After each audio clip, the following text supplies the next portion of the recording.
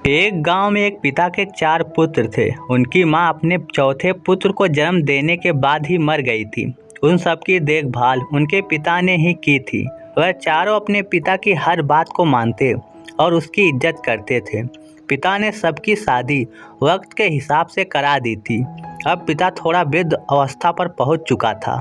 अब पिता के शरीर से मेहनत नहीं होती थी, इसलिए अब वह घर रहने लगा। लेकिन जब उनका पिता और बूढ़ा हो गया तो कुछ सालों तक तो उन्होंने उसकी खूब खिदमत की, लेकिन फिर धीरे धीरे वह उसको एक बोझ सा मालूम करने लगे। पर उसका सबसे छोटा पुत्र अब भी उसकी खूब खिदमत करता और उससे उतना ही प्यार करता जितना उसको शुरू में था। लेकिन जब वह देखता कि उनके भाई की बीवी उनके पिता के साथ बहुत बुरा व्यवहार करती हैं और उनके भाई भी अब उसकी कोई बात नहीं मानते हैं, तो उसको बहुत दुख होता। लेकिन वह क्या करे, क्योंकि वह बेरोजगार था, इसलिए सब कुछ देख कर भी कुछ नहीं कर सकता था। उसके पिता की दिनादिन हालत बिगड़ती जा रही थी और उनके 3 पुत्र और उनकी बहू उसके साथ बहुत बुरा व्यवहार करते थे। तो एक रात उसने बहुत हिम्मत करके घर में एक मशवरा किया और उसने अपनी बात रखी कि तुम पिताजी पर जो जुल्म करते हो ये अच्छा नहीं है। इससे अच्छा तो ये है कि पिताजी को मुझे दे दो, मैं इससे लेकर कहीं दूर चला जाऊंगा और इसकी खूब खिदमत करूंगा। तो उन्होंने सोचा कि ये पिताजी को यहाँ से ले जाएगा और उसे अच्छा करके सारी दौलत को अपने नाम कर लेगा। इससे अच्छा तो यह है कि इस बुढ़े को यहीं मरने दिया जाए। तो उन्होंने मना कर दिया। तो उसने कहा कि मुझे तो आप सिर्फ मेरे पिताजी को मुझे दे दो और सारी दौलत को आप ले लो। आप मुझे एक तिनका भी मत देना, और ये बात मैं आपको लिख कर दूंगा कि मुझे दौलत का एक तिनका भी नहीं चाहिए। तो वह सब लोग राजी हो गए और उन्होंने ये बात लिखित में ले ली ताकि बाद में अपनी जुबान से फिरे नहीं। फिर वह अपने पिता को लेकर घर से निकल गया। उस वक्त उसकी बीवी भी उसके साथ में थी, जो कि बड़ी नेक थी और सब्र करने वाली थी। जब वह घर से निकला था तो उसके पास कुछ नहीं था सिवाय अपनी बीवी के कुछ गहने को। तो उसने उन्हें बेचा और जो कुछ पैसे आए थे उन पैसों से एक किराए का घर लिया, जिसमें उन्होंने रहना शुरू किया और कुछ पैसों से घर की जरूरी का सामान और एक कुल्हाड़ी खरीद कर ले आया। अब वह रोज जंगल में जाया करता और जंगल से लकड़ी काट के लाता, फिर उन्हें बाजार में बेचता। जो कुछ पैसे कमाता उनमें से कुछ पैसे से घर का सामान खाने पीने का लाता और कुछ पैसों से अपने पिता की दवाई ले आता। ऐसे ही दिन गुजरते रहे। कुछ महीनों बाद अचानक उसके पिता की तबीयत और ज़्यादा खराब हो गई, तो उसे दिखाने के लिए ज़्यादा पैसों की ज़रूरत पड़ी और उसके पास इतने पैसे नहीं थे। तो उसने इधर उधर से उधार पैसों का इंतजाम किया और अपने पिता का खूब इलाज कराया। लेकिन इसके बावजूद भी वह नहीं बच सका और वह इस दुनिया से चल बसे। इसको अपने पिता के जाने का बहुत गम था। अब वह लोगों का कर्जेदार भी हो गया था। अब वह तो अपने घर भी नहीं जा सकता था, क्योंकि इसने पिता की खिदमत के लिए अपनी भी दौलत अपने भाइयों के नाम कर दी थी। अब उसने अपनी ज़िंदगी के उसी गरीबी के साथ काटना शुरू कर दिया। पर जब कुछ गरीबी ने और कुछ कर्ज वालों ने बहुत ज़्यादा सताया तो उसने सोचा कि क्यों ना मैं अपने भाइयों से थोड़ी मदद ले लूं, क्या पता वह मेरी कुछ मदद कर दें।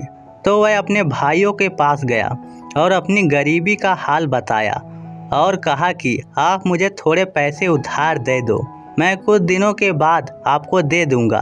तो उनके भाइयों ने बजाय मदद के बल्कि उसका मजाक उड़ाया और तालियां मार मार कर हंसने लगे और कहने लगे कि सारी दौलत को ठोकर मार के उस बीमार बाप को ले गया। अच्छा हुआ बल्कि तू उसको यहाँ से ले गया, नहीं तो उसकी हमें भी देखभाल करनी पड़ती और हमारा भी पैसा जाया होता। अब जा उसी से ही पैसे ले ले, हमारे पास नहीं कुछ भी। और उसे धक्के देकर घर से बाहर निकाल दिया। वह अपना मायूस चेहरा लेकर वहाँ से वापस अपने घर आ गया।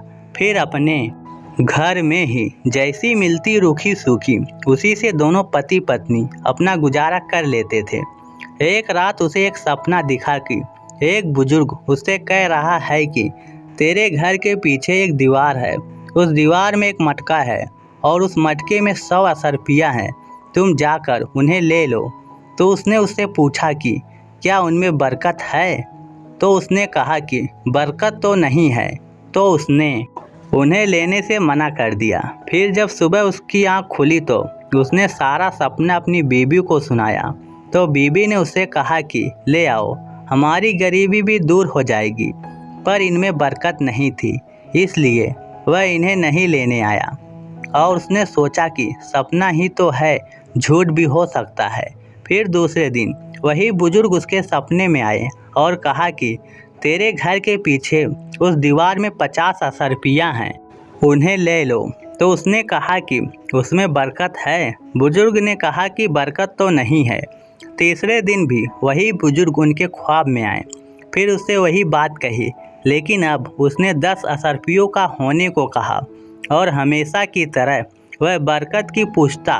बुजुर्ग मना कर देता और वह नहीं लेकर आता था। जब चौथी रात को वह बुजुर्ग फिर उसके सपने में आए और कहा कि फला जगह पर एक असरपी है, तुम जाकर उसे ले लो। तो इसने फिर यही सवाल किया कि क्या उसमें बरकत है? तो बुजुर्ग ने कहा कि हाँ, उसके अंदर बरकत है। तो वह सुबह बिना अपनी बीबी को बताए गया और उसने इस दीवार को खोदा तो उसके अंदर एक माटी की मटकी निकली, जिसके अंदर सिर्फ एक ही असरपी थी। तो वह उस असरपी को लेकर बाजार गया और उसने सोचा कि क्यों ना आज कुछ अच्छा खाना खा लिया जाए। तो उसने शाम के खाने के लिए उस असरपी से एक मछली खरीदी और उसे घर ले आया। और घर आकर उसने जब उसे बनाने के लिए जब उसको काटा तो उसके पेट में 2 मोती ऐसे निकले कि उनकी चमक से उसका घर रोशन हो गया। उसने उन मोती को उठाया और एक जौहरी के पास गया जो कि हीरे मोती खरीदता था।